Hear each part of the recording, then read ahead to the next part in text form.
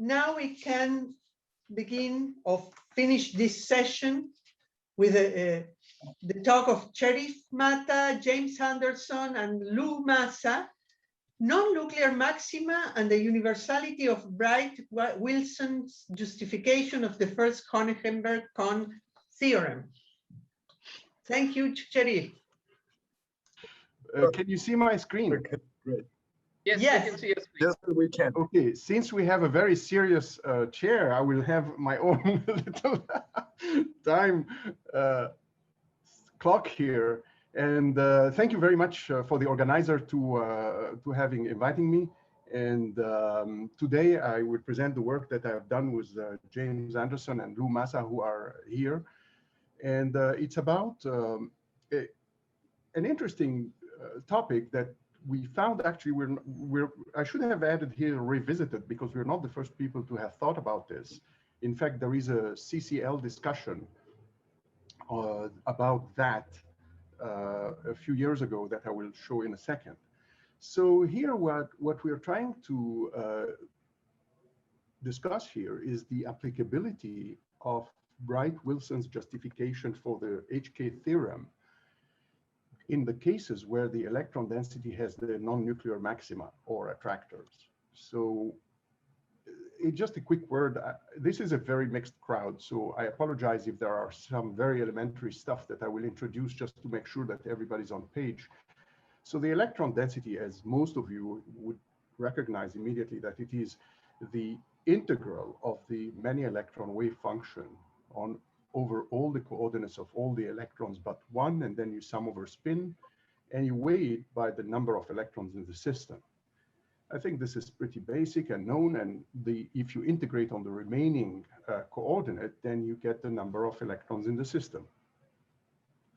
So the advantage of looking at the electron density is that it is something that is accessible from both theory and from experiment, as is well known. And in view of the time, I kind of overestimated the time I was allowed, so I'm going to skip this quickly. As I alluded before, this is by the way, this refers to Eric's talk, when I mentioned that in Bader's book, on the cover, you have this Lewis acid-Lewis base type of interaction here, where you can see the carbon dioxide, and this is the carbon, has a lump that is can be seen in the Laplacian of the electron density here, that goes right into the hole of a boron trihydride here, which acts as a Lewis acceptor base. So just a very quick elevator type talk to review the basic tenet of this theory. And Bader and co-workers have recognized that the electron density is dominated by the maxima at the nuclei. And the maxima, of course, when you assume that the nuclei have zero extension, spatial extension, they become like cusps or singularities. And for now, let's call them maxima. And so here is a base pair of DNA, guanine, cytosine, and you can see the partitioning, this canonical partition of cutane with the zero flux surfaces, and you see the gradient vector field lines here, and the bond path are what links the nuclei. And as most of you would have known already, that these lines map in general, not always, but in general, they map the known chemical structure that is being depicted. And you have the critical point, the bond critical points right at the intersection of the bond path with the surface that separates the individual atoms. And if we fade away a little bit the underlying density, you can see that the chemical structure just emerges naturally, as we mostly know. And you can see here the ring critical points that emerge for every ring structure. The bond critical point are these green things on the bond path. And so it's a complete partitioning of space. And so far, this is a regular sort of density. There is nothing unusual here. So let's now jump to the next component of this talk, which is the HK theorem. And this is a very famous theorem.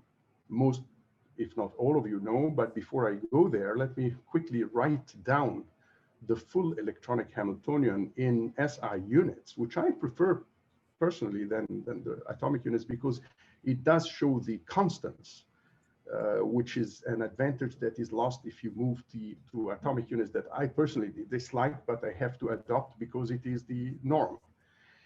So here, this is the kinetic energy term for the electrons. This is the electron nuclear attraction term, and this is the EE repulsion term.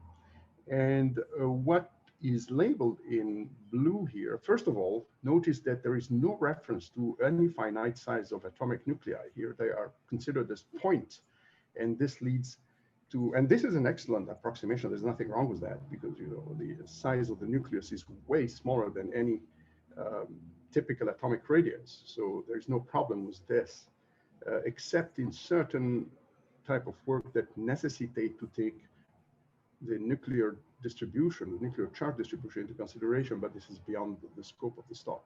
So anyway, this is the external potential in the sense that it is external to the system of electrons. So it's something that depends on the nuclei or any imposed external potential that comes from the imposition of an external field, for example. So these are essentially this is the external potential, and written in the atomic units, which hides now all the constants, this is it.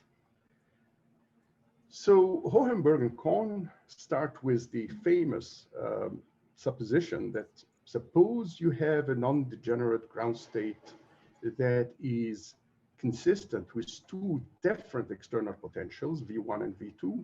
You can, I'm not going to repeat this in detail, but you can lead, this would lead to a contradiction whereby the two different numbers cannot be bigger or smaller than the same number. And therefore, the initial assumptions that you can have two different potentials that lead to the same density must be wrong. In other words, there can be no more than one and one and only one external potential that is consistent with a given non-degenerate ground state density. Symbolically, you can write this as follows. So the density fixes the external potential. The external potential fixes the Hamiltonian uniquely, and that fixes all the size of the ground and of the excited states. And hence you have one-to-one mapping to all the properties of the system, ground and excited. So it's kind of spurred some resentment at the beginning when this was first published by Hohenberg and Kohn, because the electron density is such a simple three-dimensional function in real space. And do you mean that that carries all the information about the complicated full 4n type anti-symmetric wave function? And the answer was yes. So came the argument by Wilson, E. Bright Wilson, that justifies this in very simple terms. And here it is. So first of all, you know, this is the restatement of that the total energy is a unique functional of the ground state electron density. And in fact, any property of the system is a functional of the density. And of course, the main core problem of density functional theory is to find out what are these exact form of these functionals. So before I keep going, let me distinguish between two things, a cusp and a maximum. By the way, Bader has emphasized many times that whether the nuclei are cusps or true maxima doesn't make a difference in the topographical and topological analysis. They behave topologically, they are equivalent, even though at the position of the nuclei, they are not. A cusp is a singularity. The derivatives are not defined at that exact position, and the maximum have, you know, zero derivative there. So here is the difference between a cusp and a maximum in a paper here that corrects for the usage of Gaussian basis functions in order when you need to have this behavior of cusp-like at the position of nuclei. Of course, it's cusp-like at the it's better approximation. In reality, they are not cusps because the nucleus is not a point. There is a finite size, but the cusp is such a great approximation that there are procedures to correct for the lack of the cusp in electronic structure like in this theory. But here is a distinction, you know, cusp versus maxima. So let's go back, remind you with the form of the molecular electronic Hamiltonian in atomic units. Here it is. And we have tacitly ignored the finite size of the nuclei in this Hamiltonian, and hence that will result in the singularities, in other words, the cusps. So we have cusps at the position of the nuclei, like here, the double base pair of the DNA. Here you have cusp here and there. So far, so good. So let's go to the Bright-Wilson justification of that. So first of all, by looking at these cusps, Cato came up in 57 with a derivation, a long and complicated derivation. The paper is quite difficult to read, and to me at least. But he proved that the atomic number is related simply to the behavior of the spherically average density, which is indicated by the bar here. This bar means that the red row is spherically averaged around the position of a given nucleus, and this is the average, the spherically average density also around that point. And this is just Bohr radius is a constant and minus. So in other words, this is in atomic unit, you can get the charge on the nucleus just by looking at the derivative, the derivative of the average of the derivative of the electron density nearby, and the value of that density at the position of the nucleus. So that's one piece of the puzzle. The second piece, so in other words, first of all, by just looking, you know, Yogi Berra used to say, you can see a lot by just looking. And here, by just looking at the electron density, whether it is calculated or coming from experiment, you can just count the number of nuclei, the number of maximum, you get M. And by using the Cato condition, you can get also the atomic number, the identity that stamps the atom with its own properties. So here you go, you have fixed that, you fixed that, the position, because that you can just get it from looking, and the number and the Z. And furthermore, remember the first slide I gave in this talk is that the integral of the rho over all space is just the number of electrons in the system. So you also fix the summation limits of these guys. I forgot to put one here. I should have put here another arrow here. So in other words, you have completely specified the Hamiltonian. So no wonder that the rho determines the Hamiltonian, and hence everything follows from there, because then the eigenfunctions of the Hamiltonian are specified, and you've got all the properties of the system. So that's the crux of the Bright-Wilson justification of the Hohenberg-Kohn first theorem. Now, something came later and disrupted this beautiful story, perhaps. In fact, I will show you that it didn't. That maxima does not only occur at the position of the nuclei, but also it turned out to be discovered by people like Carlo Gatti and other people, that it happens at non-nuclear positions. There are somehow the potential conspires, the complicated external and internal potential conspires so as to give rise to these non-nuclear maxima at non-nuclear positions. So here are two examples. You have the famous, the textbook case discovered by Carlo Gatti and co-workers is this lithium dilithium. And it is present in lithium crystals. I mean, you can add up lithium atoms as much as you want in any direction you want, and you will still find this non-nuclear attractor.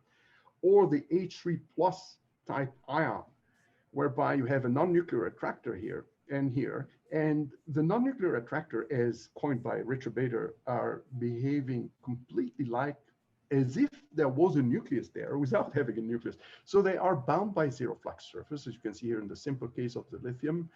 You can integrate any property on this basin. You can get an energy for the basin through the application of the virial theorem that eventually leads to that the total energy is just minus the kinetic energy here. You can get a population, you can get spin densities, you can get all sorts of things. And it is bound by the zero flux surface as everybody else, and it can even share bond paths with other things. So here is a more complicated one. You have water dimer, the anionic water dimer, whereby it satisfies, for instance, the Poincaré-Hopf relationship. And it, the blue stuff here comes from the non-nuclear attractor basin, and it's still satisfied perfectly well, with the extra bond path that you created and everything. You still have the satisfaction of the Poincaré-Hopf relationship. Here is a more complicated case whereby, again, you satisfy, this is the hexadimer, the hexa complex of water anionic, and it still, of course, satisfies the Poincaré-Hopf. And here in this case, the more you add waters, the more the contribution of the non-nuclear basin to the energy and to the population of the system becomes significant. In this case, for instance, the basin associated with this NNA contributes something like minus 22 kilocalorie per mole of energy to the system, and it has about 0.23 electrons associated with it. So I'm sorry about this horrible slide, but this is essentially says that this is just a basic bibliography of the beginning of the discovery here between Carlo Gatti and Bader.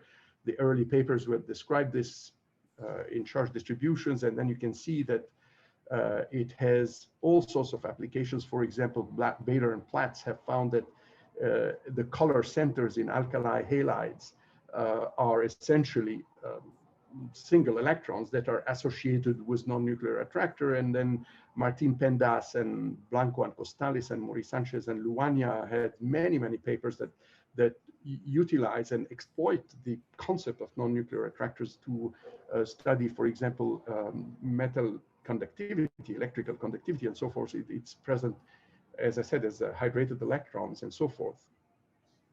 So now, how does this Bright-Wilson justification work when we have non-nuclear attractors or non-nuclear maxima? So again, this is the I forgot to put an arrow here, but this is a reminder of the justification that the rho fixes all the limits of the summations, including the potential, the external potential, the potential external to the system of electrons. And so now what when we have a non-nuclear attractor? So this question dates back to the 2009, as far as we know, the authors of this present paper.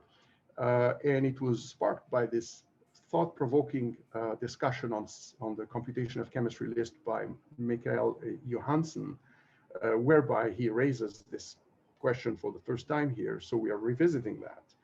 So what Anderson and Massa and I have done is to try to apply the Cato condition and the Bright-Wilson experiment, two cases where you have these non-nuclear attractors. So first of all, we rewrote the Cato condition in this way. We removed the bar and just called the rho average, spherically average, as n. And when you do that, so we call this the Cato ratio. And the Cato ratio is, of course, dominated by this derivative. And if we focus on this derivative and write it explicitly, it vanishes typically for any well-behaved point. So when we insert that vanishing ratio in the original Cato, this vanishing derivative in the original Cato ratio, of course, it vanishes. Now, that might be well known and well discussed in math books, but we haven't seen it. We couldn't find it in the chemical literature. It could be trivial, sure, but it's not published yet, it seems. Maybe I'm wrong, maybe we are mistaken. The manuscript is still in preparation, so if someone knows about this before, please let us know, and then we will fix it.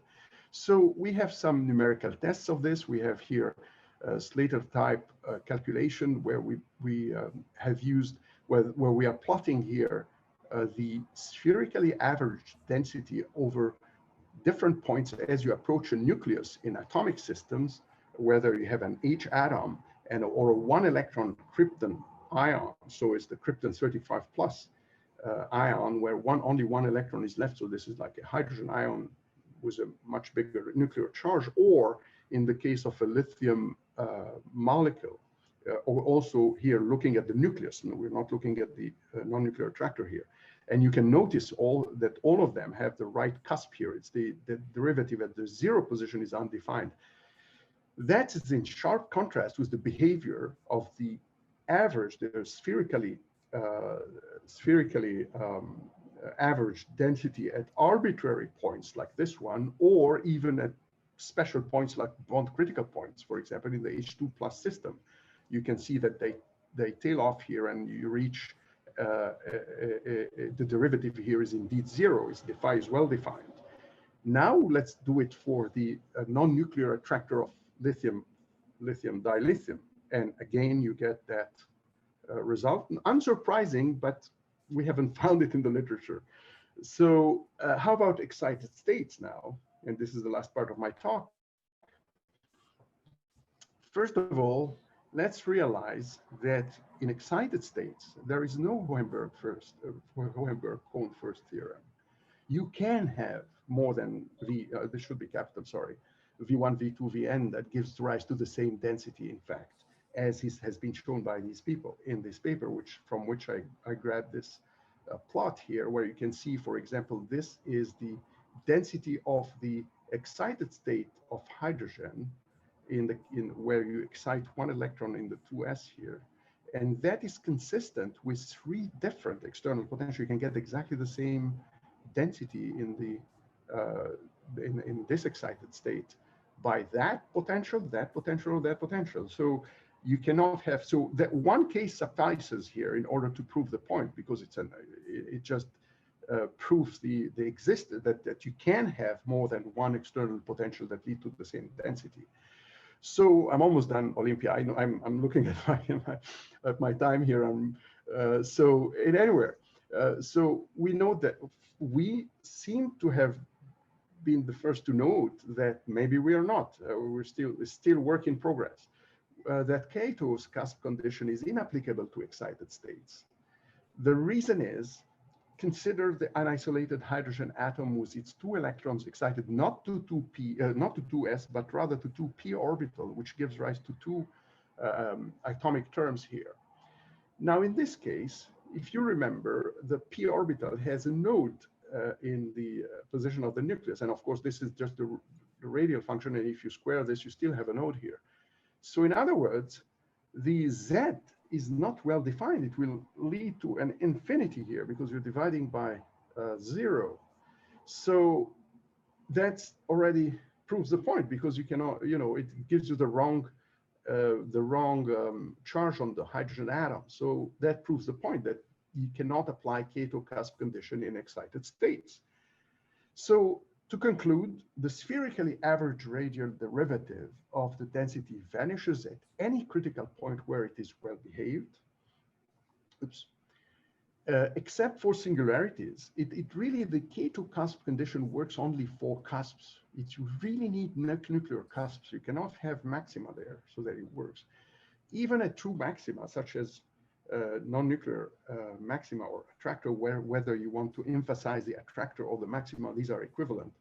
A bond critical point, ring critical point, Cache critical point, Cato ratio is identically 0, as I've shown you. And since a non-nuclear maximum or attractor is a well-behaved maximum, we maybe humbly consider that this could be perhaps an extension of the originally Cato condition. So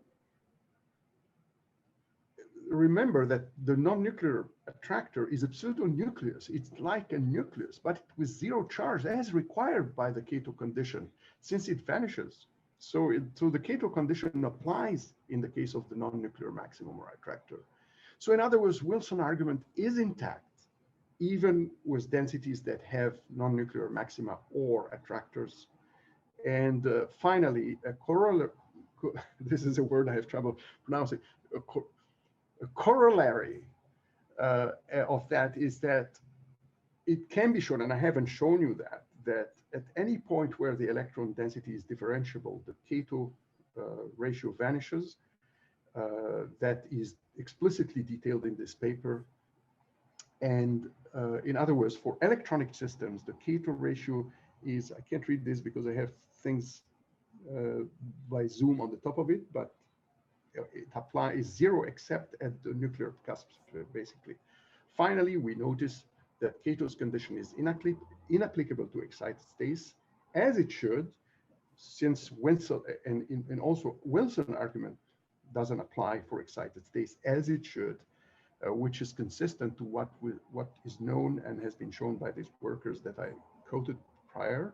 At the end, I'd like to thank Professor Olympia Lombardi, Professor Paul Ayers, and PhD candidate Aldo de Jesus Montera Carbonell of the UNAM for helpful discussion, and UNAM and Hunter College and Mount St. Vincent, NSERC, and